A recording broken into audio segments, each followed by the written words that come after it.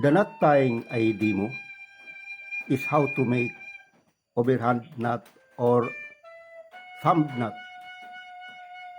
It is the principal elements of making of knots. It is the easiest to tie and the smallest of all knots. This is how to make an overhand knot.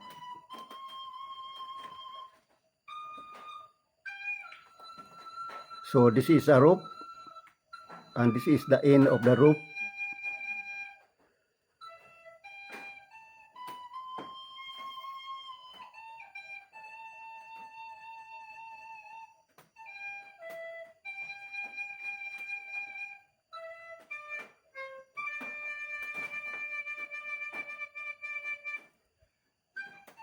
So this is now the overhand knot.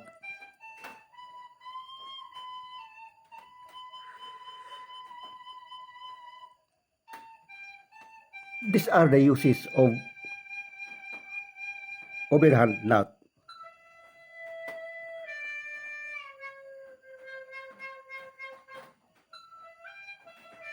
Number one use, it serves as stopper. So this is a form overhand knot and it forms a stopper. So this is the purpose of this portion or stopper. It serves as a stopper to prevent a line from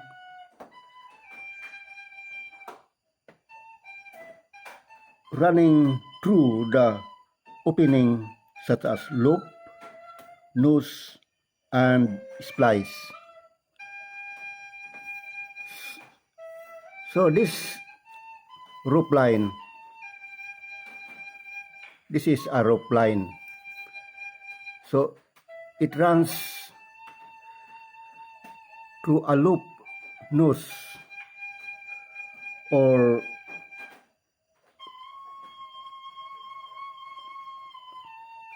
running through an opening. But through the use of this overhand knot, the running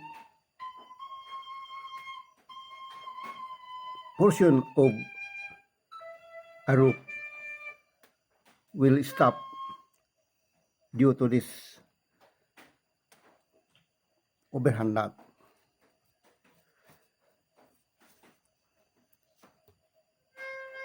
For example, it is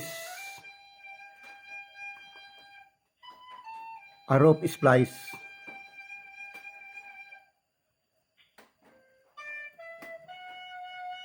So we insert the rope in an splice and make an overhand knot.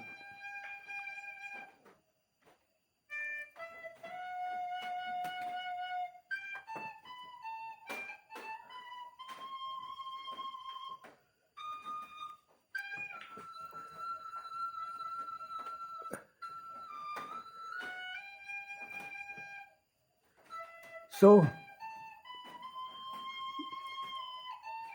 the line of rope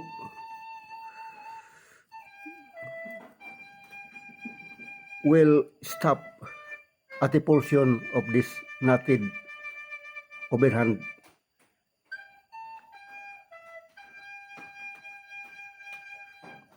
So it is stopped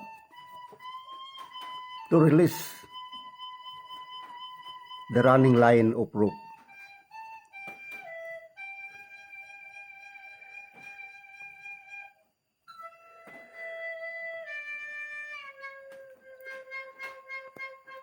So another use under number one, for example, it is a nose.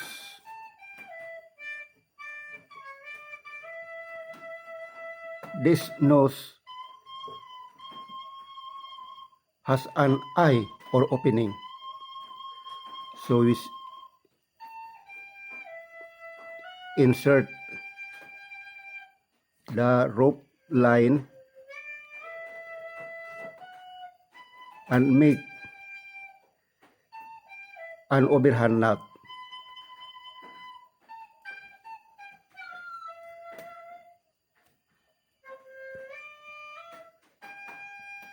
So again,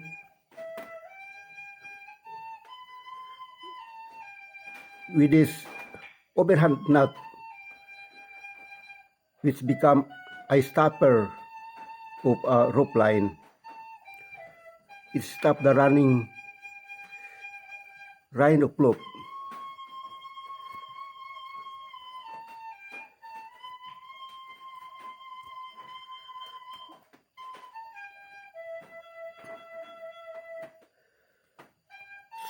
So in number 2, use of overhand knot.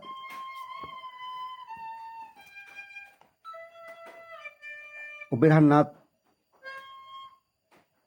keeps the end of rope from unraveling.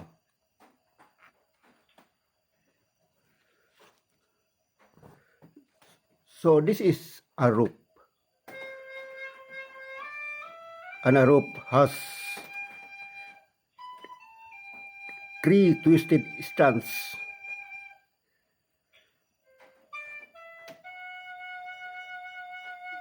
Without meeting the overhand knot at the end of the rope, there is possibility that the unraveling will continue here up to there, and the rope becomes destroyed because it strands unraveled. So we need to have to make an overhand knot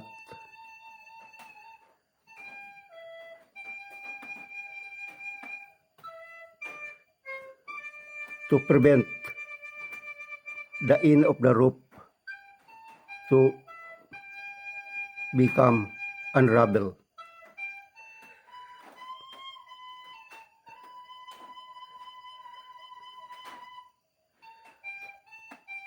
So number 3, use of overhand knot. Overhand knot is tied at the end of a thread, at the end of the twine or small rope, and secure to bind something.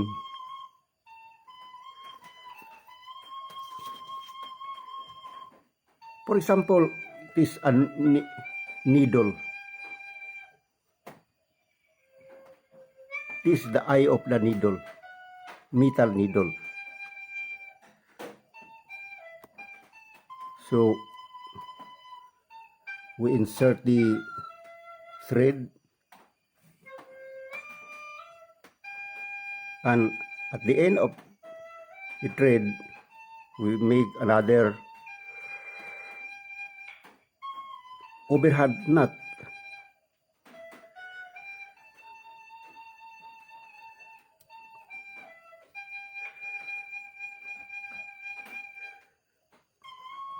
So the overhand knot at the end of the thread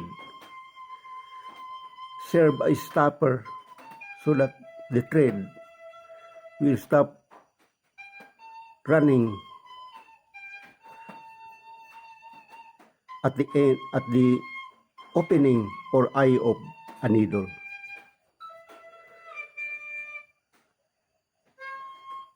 So under number 2, use of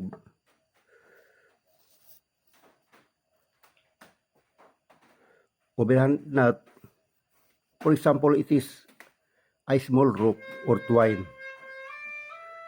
So a twine usually has an end, so we make an overhand knot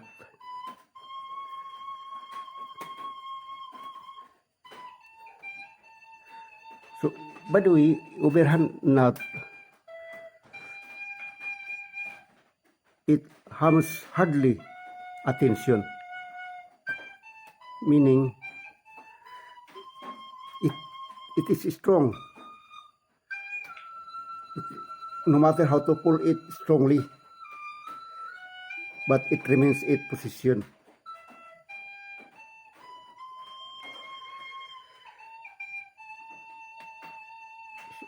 Number 4, use of overhand knot.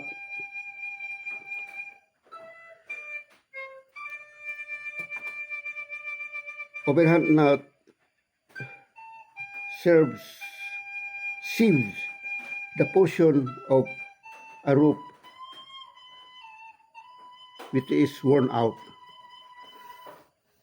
For example, it is a rope. It is a rope. There is a portion here which is worn out. To sieve this rope with worn out portion, we make an overhand knot.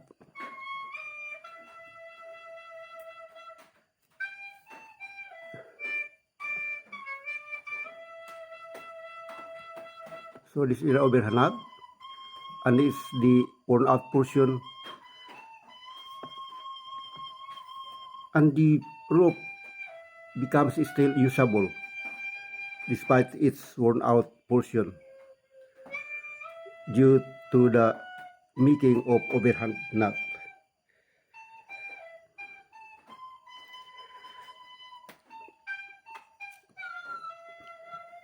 Number 5, use of overhand knot.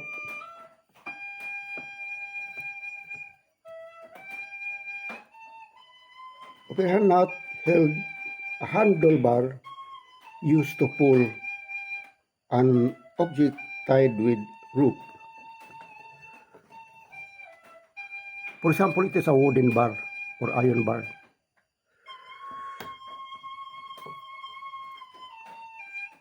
When you pull something attached to an object, usually it has rope attached to the object. So by using of overhand knot,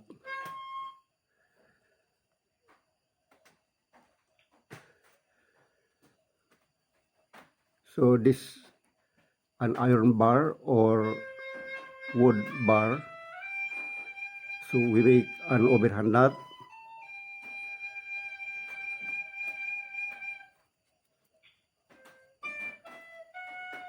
This is an overhand knot.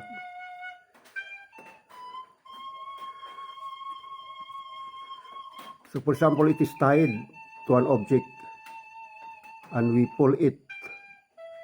We pull the object with the use of rope tied with overhand knot. So it is convenient to pull such object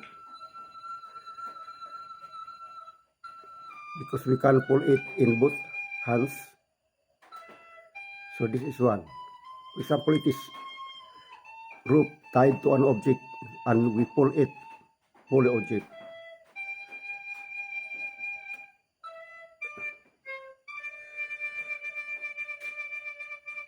So number 6, use of overhand knot. Series of overhand knots include line held the cloth hanger in place. For example, it is a cloth line. We try to hang or dry the cloth under the sun or for air drying. So we make an overhand knot, series of overhand knot.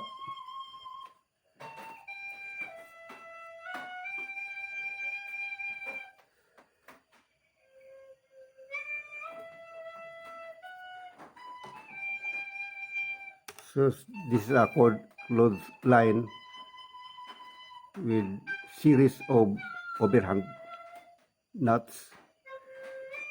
This is a cloth hanger.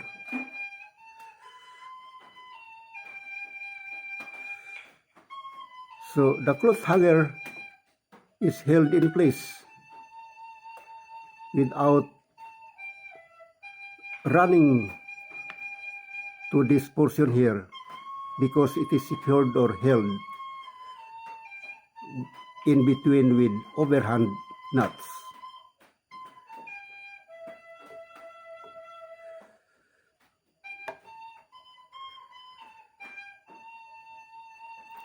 So as a review of the uses of overhand nut,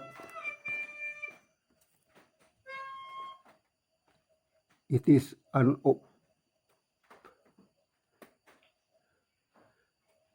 overhand nut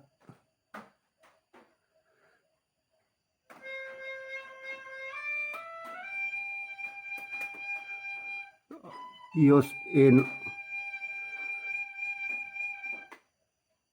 eye splice. There is an overhand nut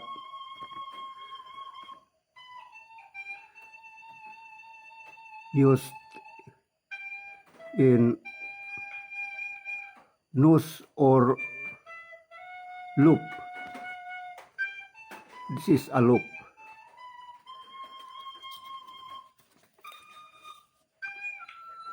So number 2,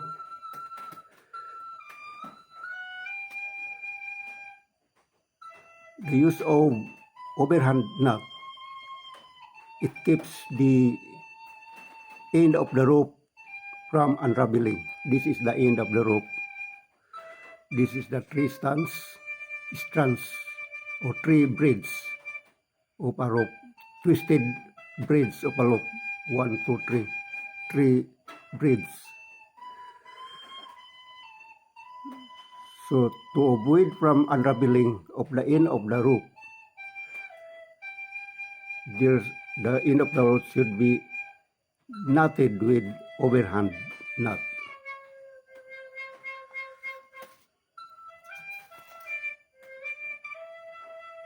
Number 3, overhand nut is tied at the end of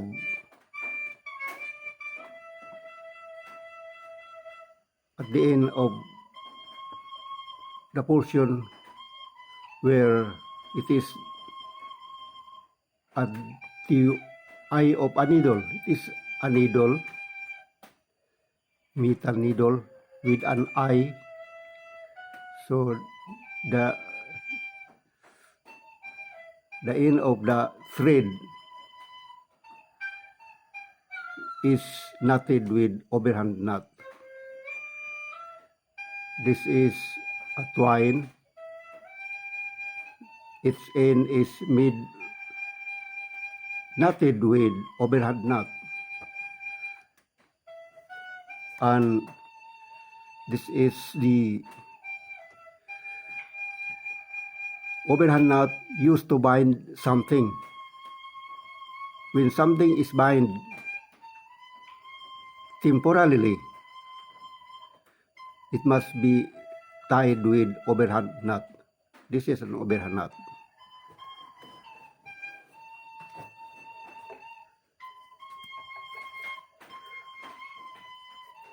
For example,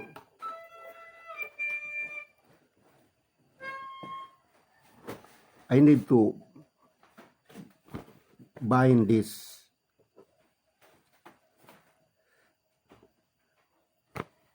clothes here.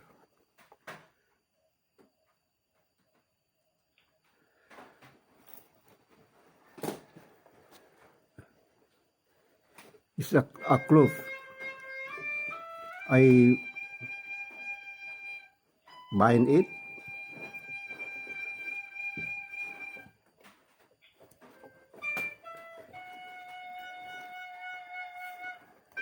Bind it with a rope using the overhand nut. overhand nut to.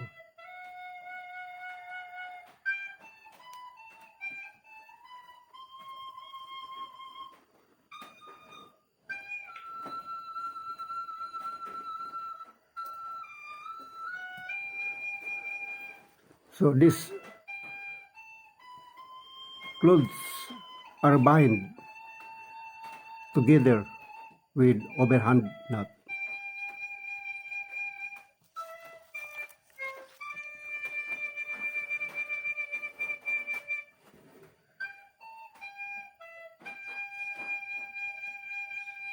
So that's all for my video on how to make an overhand nut. Thank you for watching my video.